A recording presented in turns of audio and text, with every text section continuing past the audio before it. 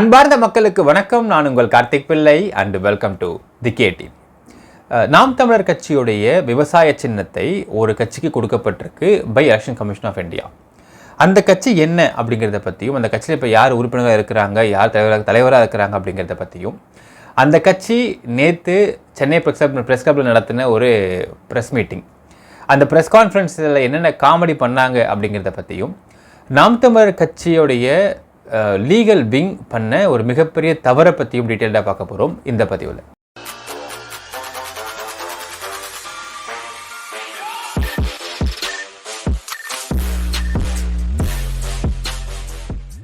பாரதிய பிரஜா ஐக்கியதா party, இது நம்ம தமிழ் என்ன சொல்கிறாங்கன்னு பார்த்தீங்கன்னா பாரதிய மக்கள் ஐக்கிய கட்சி அப்படிங்கிறாங்க.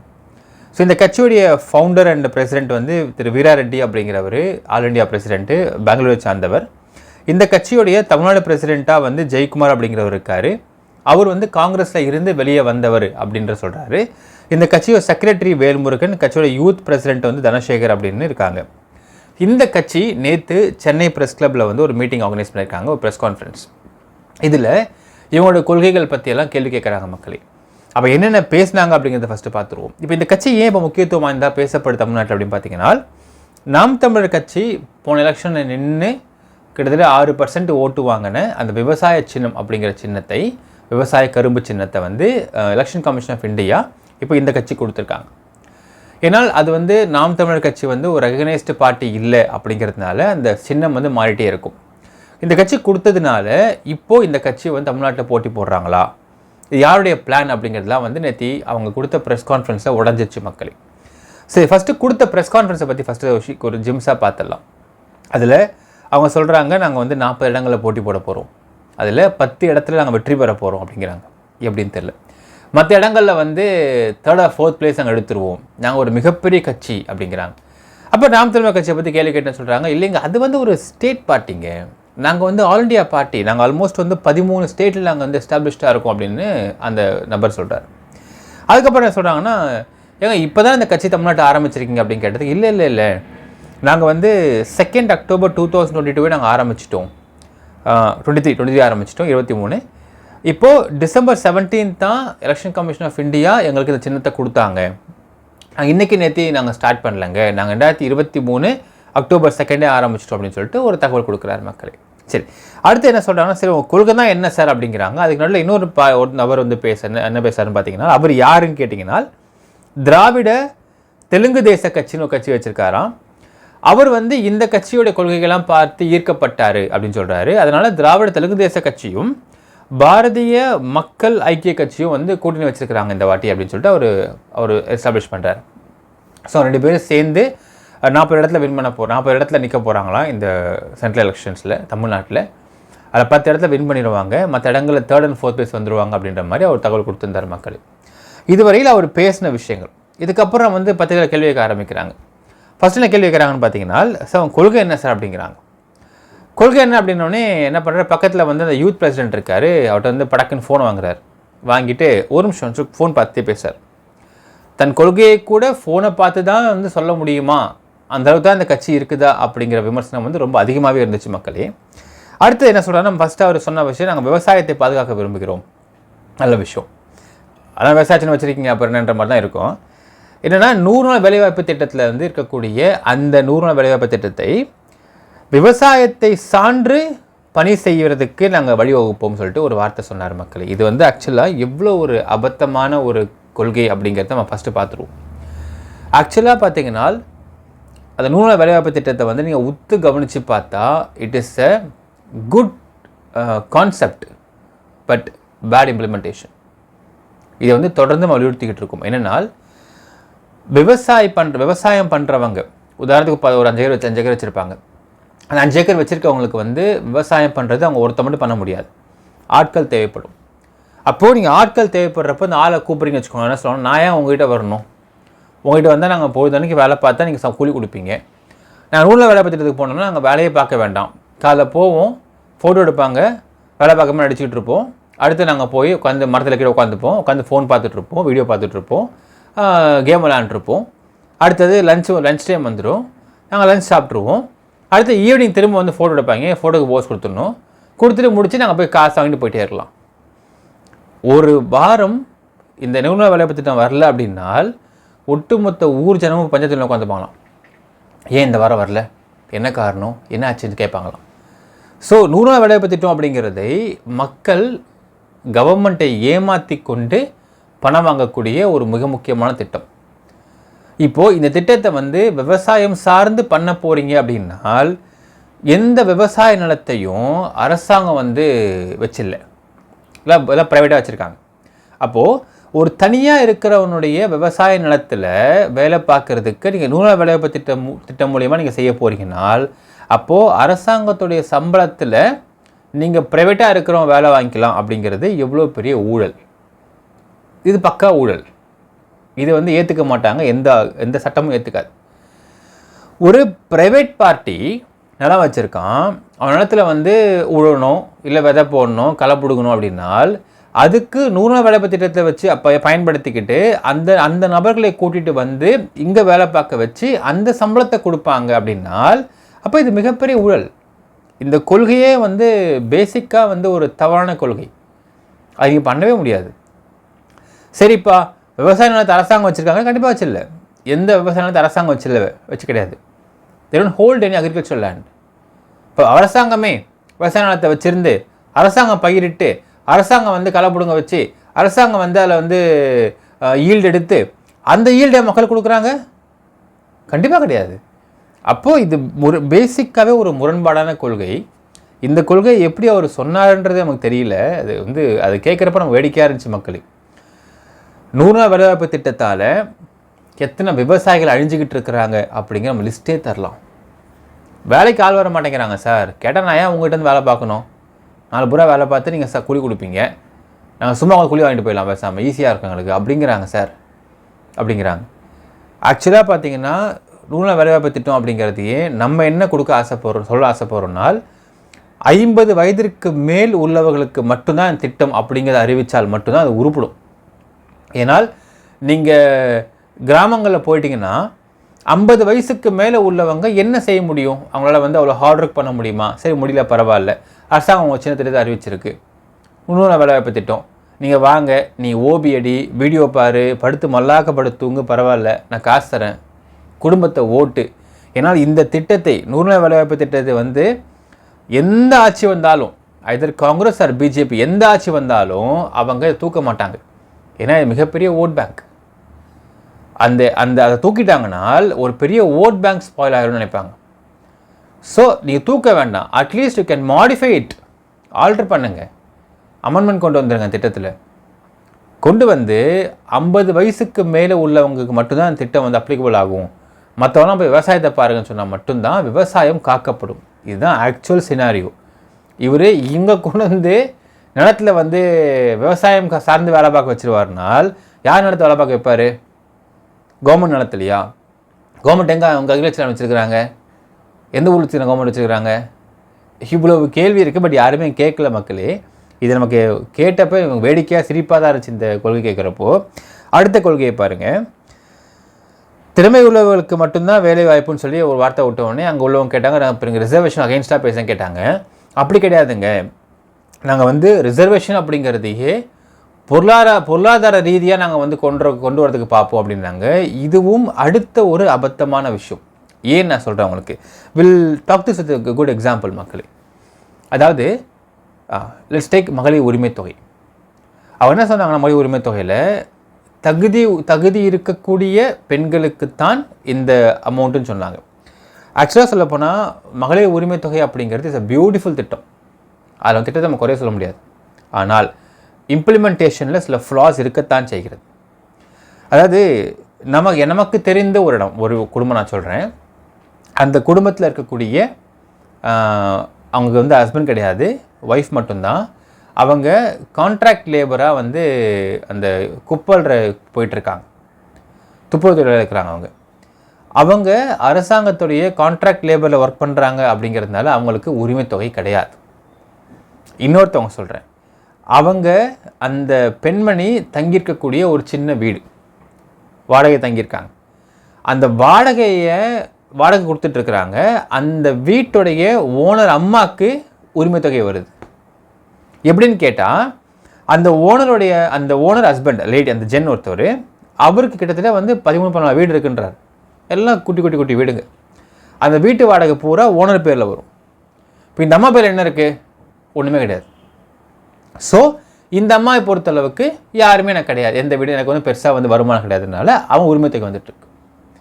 இப்படி பல இடங்களில் பார்த்தீங்கன்னா பெரிய பெரிய இன்னொரு விஷயம் பார்க்கணும், இந்த மாதிரி ஹவுஸ் ஓனர்ஸ்லாம் அக்கௌண்டபிலிட்டியை வந்து they won't maintain it in digital way. பேங்க்ஸில் வராது, எல்லாமே வந்து ஹேண்ட் கேஷ் தான். வாடகையும் ஹேண்ட் கேஷ் கொடுத்துருவாங்க. எல்லாமே ஹேண்ட் கேஷில் போடுறதுனால அக்கௌண்டபிலிட்டியாக அவங்க வந்து இவ்வளோ இன்கம் எனக்கு வருது மாதத்துக்கு அப்படின்றத காட்டவும் மாட்டாங்க. அப்போது ஒரு வீட்டு ஓனருடைய லேடி, அவன் ஒய்ஃப், அவங்களுக்கு வந்து உரிமை தொகை வருது. ஆனால் அந்த வீட்டில் வாடகை குடியிருக்கிறாங்க, அவன் துப்புரவு தொழிலாளி தான், ஹஸ்பண்ட் கிடையாது, அவங்க வர மாட்டேங்குது. ஸோ இவ்வளோ விஷயங்கள் சிக்கல்கள் இருக்கிறது. இன்னும் சில இடங்களில் பார்க்குறோம், ஹஸ்பண்ட் இருக்குது, ஹஸ்பண்ட் குடிக்காரன், இவங்க துப்புரவு தொழிலாளி வேலைக்கு போயிட்டுருக்குறாங்க, இவங்களுக்கு வராது. ஏன்னா கவர்மெண்ட் கான்ட்ராக்டில் இருக்கீங்களா, அப்புறம் என்ன வராது. ஸோ இப்படி தான் இந்த எக்கனாமிக்கலாக நீங்கள் வந்து கிளாஸிஃபை பண்ணுறது அப்படிங்கிறதுல ஒரு சிக்கல் இருக்குது. ஒன்று. ரெண்டாவது, சரிங்க எக்கனாமிக்கலாக நீங்கள் பிரிக்கிறீங்க, ரைட், இன்றைக்கி பிரிக்கிறீங்கன்னு வச்சுக்கோங்க, இன்றைக்கி நீங்கள் சர்வே எடுத்து பிரிக்கிறீங்க. 5 வருஷம் கழித்து economical status of the particular family இதே மாதிரி தான் இருக்கும் நீங்கள் சொல்ல முடியுமா? பெரிய கேள்விக்குறி. உதாரணத்துக்கு நான் சொல்கிறேன் மக்களே, let's take simple example. Let's take Aadhav Arjuna. வந்து அவன் பேட்டி பார்த்தா தெரியும், அவரது ரொம்ப கஷ்டப்பட்ட குடும்பம், ஏழ்மையான குடும்பம்னு சொல்லியிருப்பார். பேஸ்கெட்பாலில் பிளேயராக இருந்திருக்காரு. பேஸ்கெட்பாலில் வந்து முன்னேறி உயர்ந்து வந்திருக்கார். உயர்ந்து வந்தாலும் he is not considered to be the higher class. ஆனால் அதற்கு பிறகு அவர் யாரை மேரேஜ் பண்ணுறாருன்னு பார்த்தீங்கன்னா மார்ட்டினை மேரேஜ் பண்ணுறார், அவன் குடும்பத்தில் மேரேஜ் பண்ணுறார். இப்போது அவருடைய எக்கனாமிக் ஸ்டேட்டஸ் வந்து பயங்கரமாக உயர்ந்து போச்சு. இதே லெவல் தான் இருக்கும் நிறைய குடும்பங்களில் பார்த்தீங்கன்னா. மிடில் கிளாஸாக இருப்பாங்க, இல்லை லோவர் மிடில் கிளாஸாக இருப்பாங்க. அவங்க ஒரு பொண்ணை மேரேஜ் பண்ணுவாங்க, அந்த வீட்டு பையன் மேரேஜ் பண்ணுவான், பண்ணவொடனே அவங்க டவுரி வாங்கிறான்னு வச்சுக்கோங்களேன். ஸோ அவங்க எக்கனாமிக் ஸ்டேட்டஸ் உயர்ந்து போச்சு. ஸோ போன வருஷம் இந்த ஸ்டேட்டஸு இந்த வருஷம் இருக்காது. சில பேர் வேலைக்கு போயிட்டுருப்பான், சரி நம்ம will take it a positive way. கஷ்டப்படுவான், மிடில் கிளாஸாக இருப்பான், லோவர் மிடில் கிளாஸாக இருப்பான், ஐடி கஷ்டப்பட்டு படித்து he will go for IT job. IT job போனால் வேலை கிடச்சிரும். அடுத்த ஒரு வருஷத்தில், போன வருஷம் எப்படி இருந்தோ இந்த வருஷம் எப்படி இருக்கும்னு வித்தியாசத்தை பார்த்தா, போன வருஷம் ஒன்றுமே இல்லாமல் வாடகை வீட்டில் இருப்பாங்க, இந்த வருஷம் லோன் தான், பட் சொந்த வீடு போயிடுவாங்க. Status develops. So economical status வைஸை நீங்கள் வந்து ரிசர்வேஷன் கொடுத்தீங்கன்னால் எவ்ரி 5 years ஒன்ஸ் நீங்கள் வந்து அதோட சர்வே நீங்கள் திரும்ப பண்ணிட்டே இருக்கணும், which is a hefty issue and hefty amount spending for the government. So economical ஸ்டேட்டஸை நீங்கள் ரிசர்வேஷன் கொடுக்கறதுன்றது மிகப்பெரிய ஒரு தலைவலி பிடிச்ச வேலை. அதனால தான் என்ன பண்ணுறாங்கன்னா கேஸ்ட் எடுத்துக்கிறாங்க. இல்லையா ரிசர்வேஷனே வேணாம், தூக்கிடுங்க, best, no reservations, mark wise போய்க்கோங்க. ஸோ அப்படி இருந்தால் கூட ஒரு லாஜிக் இருக்கும். எக்கனாமிக்கல் வைஸ் நீங்கள் வந்து இன்னொன்று விஷயம் மக்களே, எக்கனாமிக்கலாக நீங்கள் பிரிக்கிறப்போ ரிசர்வேஷன் வேணும்னு சொல்லிட்டு போய் சொல்லுவாங்க நம்ம மக்கள். இந்தியா உண்மையாக சொல்லணும்னால் இந்தியாவில் மக்களுக்கு இந்திய மக்கள் எடுத்துக்கிட்டிங்கனால் இந்திய மக்களுக்கு பேசிக்காகவே செல்ஃப் டிசிப்ளின் கம்மி, பொய் அதிகமாக கூறுவார்கள் பெனிஃபிட் அடைகிறதுக்காக. இது வந்து இயற்கை, வேறு வழி இல்லை. பட் இந்தியாவில் ரொம்ப அதிகமாக இருக்கும். நீங்கள் இதே வந்து ஜப்பானுக்கு போனீங்கன்னால் கவர்மெண்ட்டோடைய ப்ராப்பர்ட்டி அப்படிங்கிற உதாரணத்துக்கு சொல்கிற மக்களே, ஒரு ட்ரெயின் போயிடுறீங்க, உள்ளே போகிறீங்கன்னு வச்சுக்கோங்களேன், இது கதையாகவே சொல்லுவாங்க. அங்கே ஒரு சீட் இருக்குன்னு வச்சுக்கோங்க, குஷன் சீட் இருக்குது. அந்த குஷன் சீட்டில் ஓட்டை வந்துச்சுன்னு வச்சுக்கோங்க. அந்த ஓட்டில் வந்து சப்போஸ் உள்ளே வந்து பஞ்செலாம் வெளியே வர மாதிரி இருக்குது அப்படின்னால், ஒரு நாட்டுப்பற்று இருக்கக்கூடிய ஜப்பான் மாதிரி கண்ட்ரிகளில் அதை ஒன்று பேப்பர் போட்டு மூடுவாங்களாம், இல்லை உள்ளுக்குள்ள கவர் மாதிரி போட்டு பஞ்சு வெளியே வராமல் அதை சொல்லிட்டு இன்ஃபார்ம் பண்ணிட்டு போவாங்களாம். இதை வந்து ஒரு கதையாகவே சொல்லுவார்கள் ஜென்ரலாக. அது இந்தியன்ஸ் வச்சுக்க என்ன பண்ணுவாங்கன்னா, இந்தியாக்காரர் என்ன பண்ணுவாங்கன்னா, உள்ளே போய்ட்டு உட்காந்துட்டு சீட்டு ஓட்டையாச்சு வச்சுக்கோங்களேன், ஓட்டையாயிடுச்சு, பஞ்சு வெளியே வருதுனால் ஏன் பஞ்சு வெளியே ரொம்ப வர மாட்டேங்குது, கை வச்சு நோண்டி எடுப்பான். அந்த பஞ்சை எடுத்து கையில் எடுத்து புஃப்னு விடுவான். இந்த வேலை நம்மளால் பார்ப்பாங்க. பார்த்துட்டு அவன் ட்ரெயின் ஜர்னி முடிச்சுட்டு போகிறதுக்குள்ளே அந்த சீட்டுக்குள்ளே பஞ்சு எல்லாம் பண்ணுறான். அதனுடைய டார்கெட்டாக இருக்கும். இந்த மாதிரி இதை பண்ணுவானுங்க. இதுதான் இயற்கை. இந்தியன்ஸில் செல்ஃப் டிசிப்ளின் ரொம்ப கம்மி, சுய ஒழுக்கம் ரொம்ப கம்மி. ஸோ இவனுக்கு வந்து அந்த ரிசர்வேஷன் வேணுன்றதுக்காகவே போய் சொல்லுவான், ஐயா நான் ரொம்ப ஏழைங்க, பரம ஏழைங்க, ஒன்று மேலேங்க என்கிட்ட அப்படின்மா. ஆனால் அவனை உள்ளார்ந்து நீங்கள் செக் பண்ணி பார்த்தா அவங்க எல்லாமே இருக்கும். செக் பண்ணி பார்த்துட்டு நீங்கள் கொடுத்தீங்கன்னா, ஐயோ பொய் சொல்லிட்டாங்க, என் பேர் இல்லவே இல்லைங்கன்னு சொல்லிட்டு அவன் அடுத்து வந்து பிரச்சனை பண்ணுவான். இதுக்கு தான் என்ன பண்ணுறாங்கன்னா கேஸ்ட்டில் போயிடுறாங்க. நீ கேஸ்ட்டை மாற்ற முடியாது இல்லை போடா அப்படின்றாங்க. இல்லையா ரிசர்வேஷனே வேண்டாம் தூக்கி போட்டுருங்க. எக்கனாமிக்கல் வைஸ் ரிசர்வேஷன் நீங்கள் தடுப்பது என்பது இட்ஸ் எ ஹியூஜ் ஹெக்டிக்கான ஒரு பிரச்சனை. இதனை வந்து இவங்க வந்து கொண்டு வர ட்ரை பண்ணுறேன்னு சொல்கிறாங்க. இது வந்து not at all logically possible. ரெண்டாவது விஷயம். ஸோ இப்போ என்னன்றாங்கன்னா அடுத்த விஷயம். அப்போ கேட்குறாங்க, நிருபர் கேட்குறாரு, சார் சீமான் உங்கள்கிட்ட பேசினாரா? பேசினாருங்க, நாங்கள் தான் சொன்னோம், வேணா நீ எங்கே கூட்டணி வந்துக்கோங்க, நாங்கள் சேர்த்துக்கோன்னு சொல்லிட்டோம் அப்படிங்கிறாரு. அடங்கொய்யால அப்படின்ற மாதிரி இருந்துச்சு மக்கள். 6% ஓட்டு வாங்கினது நாம் தமிழர் கட்சி இந்த தமிழ்நாட்டில். இப்போது சின்ன அவங்ககிட்ட போயிடுச்சுன்றதுனால நீ கூட்டணிக்கு வேணா என் கூட சேர்ந்துக்க, நான் சின்னம் கொடுக்குறேன், நான் ஏன் தலைமை நீ வந்து கூட்டணி அமைச்சிக்க அப்படின்னு சொல்கிறாங்களாம் இவங்க. இதுதான் இந்த நிலைமை மக்களே. சரிங்க, இதுக்கு மேலே இந்த ப்ரெஸ் மீட்டை வந்து ஃபுல்லாக பார்த்தா இன்னும் நிறையா ஹியூமர் நிறையா இருந்துச்சு. நாங்கள் அந்த நெக்லெக்டட் மக்களே. இப்போ இது யார் பிளான்? அதாவது தமிழ்நாட்டில் இப்படி ஒரு கட்சி நம்ம கேள்வியப்பட்டிருக்க மாட்டோம். அதாவது பாரதிய மக்கள் ஐக்கிய கட்சி கேள்வியப்பட்டிருக்க மாட்டோம். போன அக்டோபர் 2023 வந்து அவங்க எஸ்டாப்ளிஷ் ஆகிட்டு இப்போ பார்த்தீங்கன்னா அவங்க சின்னம் கொடுத்துருக்குறாங்க. தமிழ்நாட்டில் சொல்கிறேன், டிசம்பர் 15 சின்னம் கொடுத்துட்டாங்க. இப்போ சின்னத்தை வச்சு இங்கே 40 தொகுதியிலையும் போட்டி போடுறேன்னு சொல்லிட்டு வேட்பாளர் இறக்குறாங்கனால் ஃபஸ்ட்டு உங்களுக்கு எங்கேருந்து பணம் இருக்குது அப்படிங்கிறத பார்க்கணும். சரி, போட்டி போட ஜெயிக்க முடியுமான்ற ரெண்டாவது விஷயம் மக்களே. பட் எங்கேருந்து இதுக்கு பணம் வருது, யார் பிளான் இது? விசாரித்து பார்க்கும் பொழுது இது முழுக்க பிஜேபியோட பிளான்னு தெளிவாக தெரியுது மக்களே. ஏனென்றால் தமிழ்நாட்டை பொறுத்தளவுக்கு 2021 எலெக்ஷன் படி பார்த்தால் நாம் தமிழர் கட்சி மிகப்பெரிய கட்சி, தேர்ட் ஹையஸ்ட்டு ஓட்டு வாங்கியிருக்காங்க அவங்க. ஸோ இந்த கட்சியை உடைக்க என்ன பிளான் பண்ணுறாங்கன்னு பார்த்தீங்கன்னா, இந்த கட்சியுடைய சின்னத்தை வந்து ஃபஸ்ட்டு எலெக்ஷன் கமிஷன் வந்து கொடுத்துறாங்க வேறு ஒருத்தவங்களுக்கு. இப்போ கொடுத்துட்டாலுமே இப்போது இந்த இடத்துல வந்து ஓட் பண்ணுறோம் போகிறாங்க. இன்னொரு விஷயம் பார்க்கணும் மக்களே, நாம் தமிழர் கட்சியில் வந்து ஐ கேன் டிப்பிக்கலி பிளேம் நாம் தமிழர் கட்சியுடைய லீகல் விங்கை தயவுசெய்து ஸ்ட்ரெங்தன் பண்ணி தொலைங்க. ஏன்னால் உங்கள் எலெக்ஷனில் போன வாட்டி தெரியும், 21 எலெக்ஷன் தெரியும், நீங்கள் சின்னத்தை வச்சு போட்டிங்க, 6% ஓட்டு வாங்கினீங்க.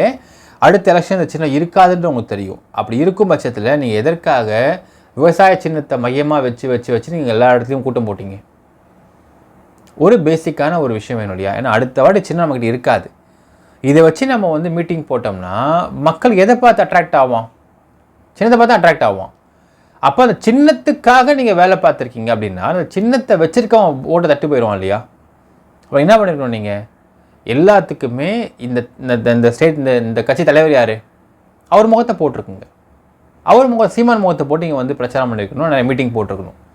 சின்னத்தை மையமாக வச்சு நிறைய இடத்துல மீட்டிங் போட என்ன ஆகுன்னு பார்த்தீங்கன்னா, இங்கே உள்ள மக்கள் மைண்ட் செட் பார்த்தீங்கன்னா, எப்பா விவசாய சின்னமா நாம் தமிழர் கட்சிப்பா இப்படி தான் தெரியும் அவங்களுக்கு. இப்போது இந்த விஷயம் அரசியல் தெரிந்தவர்களுக்கு தெரியும், சின்னம் கை மாறி போச்சுன்னு தெரியும். நீங்கள் take about the interior part of Tamil Nadu. இவர் வந்து பிரச்சாரம் பண்ணியிருப்பார், அங்கே உள்ள பசங்க இவர் பேச்சுக்கு மயங்கி பார்த்துருப்பாங்க. அப்போது அவங்க என்ன நினைப்பாங்க, விவசாய சின்னம் நம்ம சின்னம் நினச்சிட்டு இருப்பாங்க அந்த பசங்களாம். இப்போ இந்த இடத்துல இவங்க நிப்பாட்டுற வேட்பாளர் இருப்பாங்க பார்த்தீங்கன்னா, உதாரணத்துக்கு இந்த பாரதிய மக்கள் ஐக்கிய கட்சி, அவங்க தான் இப்போ சின்னம் மாறி இருக்குன்னா அவன் போகிறவன் என்ன பார்ப்பான், பேலட் பாக்ஸை பார்ப்பான், பார்த்துட்டு இன்னும் சின்னம் நாம் தமிழ் சின்னம் வாங்கிட்டாங்களா மாலுங்க, அவன் குத்தி விட்ருவான். இப்போ என்ன ஆகுனால் டிஃபால்ட்டாகவே நாம் தமிழர் கட்சி தான் சின்னம் வச்சுருக்கிறாங்க அப்படிங்கிற எண்ணத்தில் இப்போ மக்கள் என்ன பண்ணுவோம், அந்த சின்னத்தை ஓட்டு போடுவாங்க. ஆனால் அது ஏதோ ஒரு கட்சிக்கு போய் சேருது. திஸ் பிகம்ஸ் ஆக்சுவலி லெட்டர்பேட் கட்சி தான் தமிழ்நாட்டை பொறுத்த நல்லாவே தெரியுது. இப்போ என்ன ஆகுனால் நாம் தமிழர் கட்சி ஓட்டு பூரா அந்த கட்சிக்கு பிரிய ஆரம்பிக்கும். அப்போது நாம் தமிழர் கட்சி வந்து இங்கே டவுன் ஆவாங்க ஓட் பேங்க் வைஸ். மக்களுக்கு தெரியாது சின்னம் கை மாறிடுச்சுன்றது. அந்தளவுக்கு அவங்களுக்கு வந்து நாலேஜ்லாம் வந்து அவங்க கெயின் பண்ணிக்க மாட்டாங்க மக்கள்.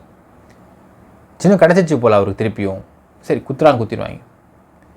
ஸோ இங்கே நாம் தமிழர் கட்சியோடைய ஓட்டை பிரிப்பதற்காக பிஜேபி பண்ண ஒரு அருமையான பிளான் தான் இந்த பிளான். ஸோ இப்போ இந்த ஒரு எலெக்ஷன் தான். இப்போ நெக்ஸ்ட் எலெக்ஷனில் பார்த்தா இதே ஒரு சின்ன உங்கள்கிட்ட இருக்காது, பிஏபின்ற பார்ட்டிகிட்ட இருக்காது.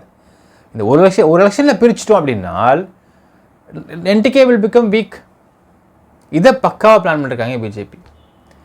ஒரு விஷயம் பார்க்கணும் மக்களே, நாம் தமிழர் கட்சி பண்ண தவறுன்னு பார்த்தீங்கன்னா, உங்களுக்கு நீங்கள் வந்து ரெகனைஸ்டு பார்ட்டியாக மாறுவதற்கு முன்பு சின்னத்தை மையமாக வைத்து கூட்டம் போட்டது மிகப்பெரிய தவறு. நீங்கள் இதை பண்ணவே கூடாது. ஃபஸ்ட்டு லீகல் டீமை ஸ்ட்ரெங்தன் பண்ணுங்கள், லீகலாக கேட்டு தெரிஞ்சுக்கோங்க, அப்புறம் நீங்கள் வந்து உங்களுடைய எஃபர்ட்டை போடுங்க. இப்போ அடுத்து என்ன சின்னம் வரப்போகுதுன்னு தெரில மக்களே. சின்னம் வந்தால் அந்த சின்னத்தை வச்சு இதான் நம்ம சின்னம்னு சொல்லிட்டு மூளைக்கு மூளை பிரச்சாரத்தை பண்ணி தமிழ்நாட்டில் இருக்கக்கூடிய இந்த 6% ஓட்டு வாங்கின பார்த்தீங்கன்னா மக்களே, அந்த 6% ஓட்டு வாங்கின மக்களுக்கும் சின்னத்தை மாற்றிட்டோம், இப்போ நமக்கு இந்த சின்னம் தான் கொடுத்துருக்காங்க, இதுக்கு ஓட்டு போடுங்க அப்படிங்கிறதை அவங்க பதிய வைக்க வேண்டும். அது ஒரு மிகப்பெரிய டாஸ்க்கு தான், நாட் ஈஸி ஜோக். அப்படி பதிய வச்சாதான் விவசாய சின்னத்துக்காக நாம் தமிழர் கட்சி வந்து ஆதரிக்கலப்பா, நாம் தமிழ் மக்கள் ஆதரிக்கலை, நாம் தமிழர் கட்சின்ற கட்சிக்கு தான் ஆதரிக்கிறாங்க அப்படிங்கிறதை நீங்கள் எஸ்டாப்ளிஷ் பண்ண முடியும். இவங்க என்ன சொல்கிறாங்க, நாம் தமிழ் கட்சி பார்த்தீங்கன்னா எங்கள் சின்னம் போனால் போயிட்டு போகுது, நாங்கள் யாருமே வந்து சின்னத்துக்காக நாங்கள் வந்து மக்கள் ஓட்டு போடலை, கட்சிக்கு ஓட்டு போட்டாங்கன்னு சொல்கிறாங்க. இதனை இவங்க ப்ரூவ் பண்ணுறதுக்கு இந்த எலெக்ஷனில் அவங்க அதிகமாக ஒர்க் பண்ண வேண்டியது இருக்குன்ற பார்க்க முடியுது மக்களே. ஸோ இப்போ நாம் தமிழர் கட்சிக்கு பார்த்தீங்கன்னா ஒரு மிகப்பெரிய டாஸ்க் இருக்குது. இந்த பாரதிய மக்கள் ஐக்கிய கட்சிலாம் பெருசாக உழைக்கலாம் மாட்டாங்க. அவங்க எதுக்குன்னா அந்த ஓட்டை பிரிக்கிறது மட்டும் அவங்க வேலை, அதை வந்து பக்காவாக பண்ண வந்திருக்காங்க. ஆனால் ஓட்டுலாம் பிரியாதுப்பா, கவலைப்படாத, நாம் தமிழர் கட்சின்றது கட்சிக்காக போடப்பட்ட ஓட்டு தான் தவிர நாட் ஃபார் சின்னம் அப்படிங்கிறதை இவர்கள் ப்ரூவ் பண்ண மக்கள்கிட்ட ப்ரூவ் பண்ணுறதுக்கும் பிஜேபி கிட்ட ப்ரூவ் பண்ணுறதுக்கும் நிறைய உழைக்க வேண்டியதே வந்துருச்சு மக்களே. இதுதான் இந்த சம்பவத்திற்கு பின்னாடி இருக்கக்கூடிய மிகப்பெரிய அரசியல். இன்னொரு விஷயம், எடப்பாடி பழனிசாமி அவர்கள் எவ்வளோ பெரிய தப்பு பண்ணிகிட்டு இருக்காரு அப்படிங்கிறத பற்றி அடுத்த வீடியோவில் பார்க்கலாம் மக்களே. என்ன நினைக்கிறீங்க அப்படிங்கிறது கமெண்ட்டில் மென்ஷன் பண்ணுங்கள். நன்றி, வணக்கம்.